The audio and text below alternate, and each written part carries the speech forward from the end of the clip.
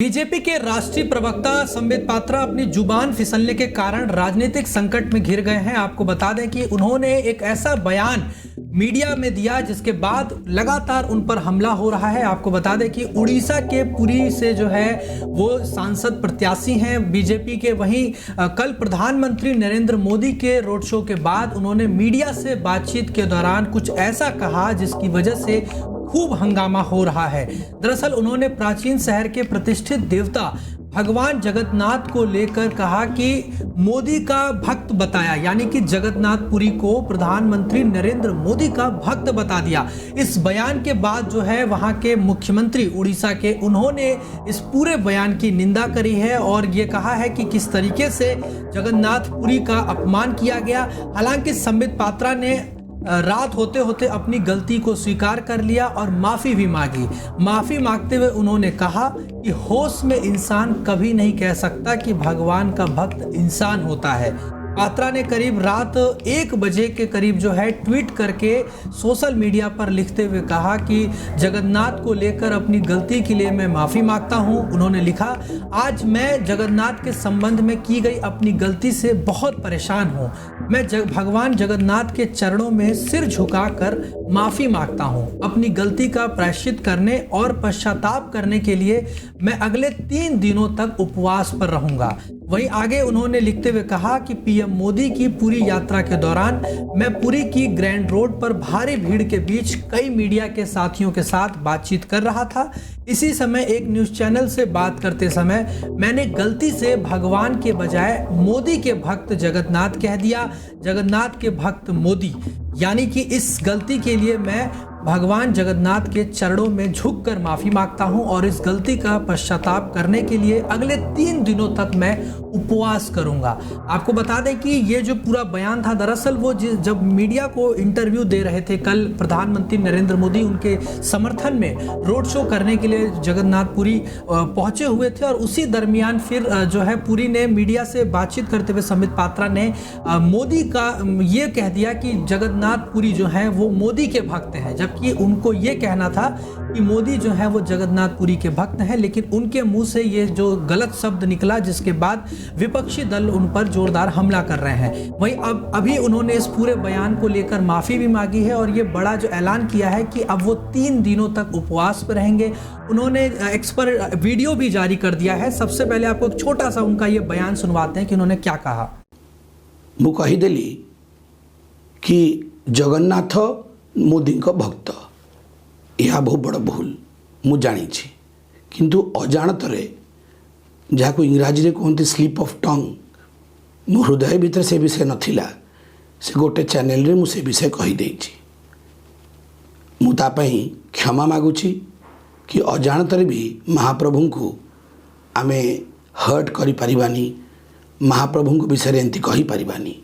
तो आपने सुना किस तरीके से ये वहां की जनता से माफी भी मांग रहे हैं और कह रहे हैं कि टंग स्लिप होने के कारण उनके मुंह से ये जो वाक्य है वो निकल गया, लेकिन फिर भी उन्होंने गलती की है अनजाने में, इसीलिए वो 3 दिन तक उपवास में बैठेंगे। आपको बता दें कि वहीं एक मीडिया जो एजेंसी को भी इंटरव्यू देने के दौरान उन्होंने इस पूरे बयान को लेकर माफ़ी मांगी है।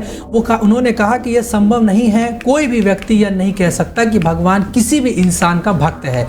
गलती एक चैनल को बाइट देते समय अनजाने में हुई है। मैं इस बात से सहमत हूं कि मेरे बयान से कुछ लोगों की भावनाएं आहत हुई हैं, लेकिन अनजाने में गलती हो जाने पर भगवान भी इंसान को माफ़ कर देता है।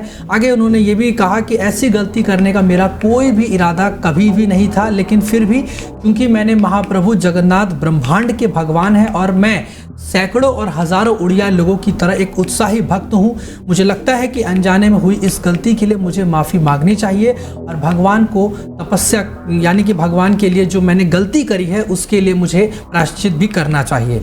वहीं आपको बता दें कि जैसे ही संबित पात्रा ने ये बयान दिया, उन्होंने ये जो टिप्पणी करी, उसके बाद विपक्ष जो है उन पर विपक्ष हमला हो गया। उड़ीसा के मुख्यमंत्री नवीन पटनायक कांग्रेस नेता राहुल गांधी और अरविंद केजरीवाल जैसे बड़े नेताओं ने जमकर हमला बोला और बीजेपी पर निशाना साधते हुए यह भी कह दिया कि पीएम मोदी को भी इसमें माफी मांगनी चाहिए।